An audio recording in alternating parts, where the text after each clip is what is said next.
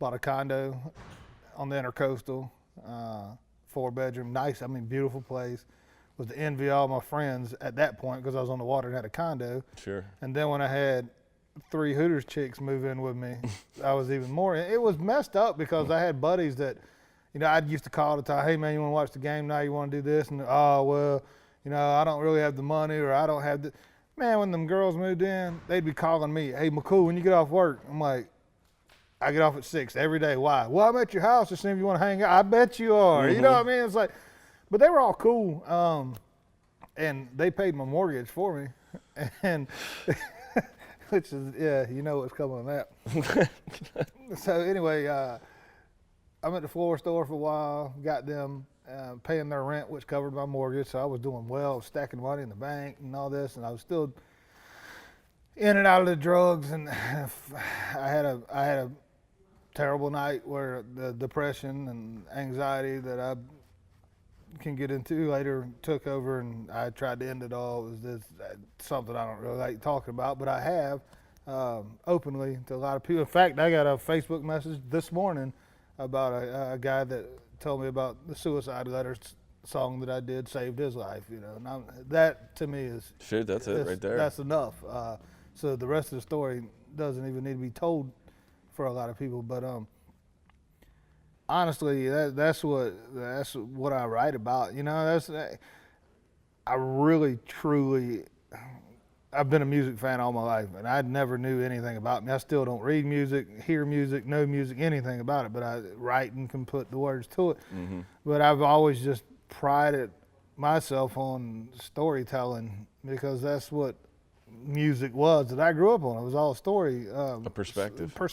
And so I do write a lot of real life stuff, and a lot of people will say, man, that's, that song was cool. Who was that written about?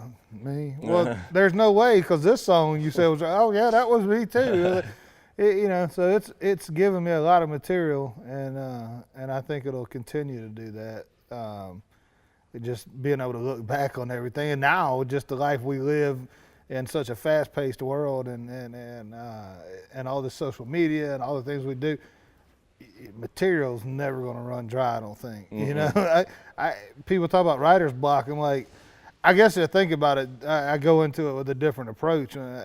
When I try to write a song a day, I know that half of them are never going to make a record, but it just keeps you fresh with ideas and all that stuff. But when I sit down, say we're going to write an album, or we're going to write an EP, or we're going to work on, that's what I'll do. I'll lock myself in and write that album in 3 or 4 days. But I'll write stuff all the time. I'll go and pull lines out of this and that, whatever. Mm-hmm. And, I hear about, so-and-so's working on an album, be 6 or 7 months. And I just never understood that, just because I've got such a story to tell. I'm like, oh, y'all need a new album, it needs to be out by when? I'll go have everything written and recorded in 2 or 3 days. And then I get answers like, why is it not out yet? Why is it not, not knowing the steps to everything. But, I just don't think that well's going to run dry, because I can always, hear the music, and it automatically puts me in some place where, oh man, that's a good time in my life. That's about the night we went out and just, had a great time. Or man, I hear that music and oh boy, that reminds me of the night. Luckily, I passed out because I couldn't reach the pistol. Mm-hmm. So with that many stories and that crazy of a lifestyle and that crazy of a history to get here, hopefully there'll be a lot more songs from that. So. Well, we're going to be checking back in between now and February 3rd. So yes. Thanks for coming in and sharing this with us, because none of us knew this really. Yeah, we just heard about it. We're like, what? Well, and any of those stories on their own are pretty outstanding. But you just put it all together. I'd like to, but that's another thing with me. It's like, I put it all together, and yeah, it could be a best-selling novel, but who knows Jeff McCool? It's like really out there on the grand scheme of things, nobody knows me. So I'm like, why should I even do it? But the other part of me is saying, oh, you need to do it because it's such a great story. Right. So I still always battle myself on, what people want to see, or what. I don't know that I'll ever please myself.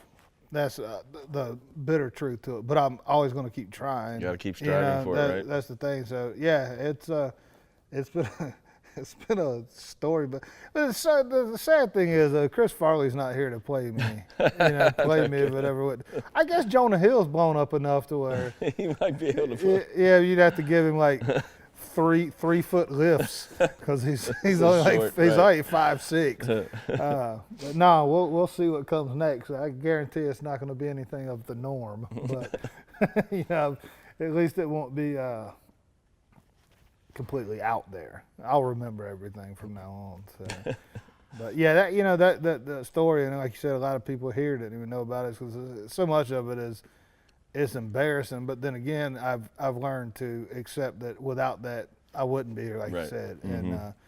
And finally opening it up about, I do a lot of suicide awareness work and work with Military Foundation 22 because there's 22 veterans or active military that commit suicide every day. Yeah. And so we work with those guys, and I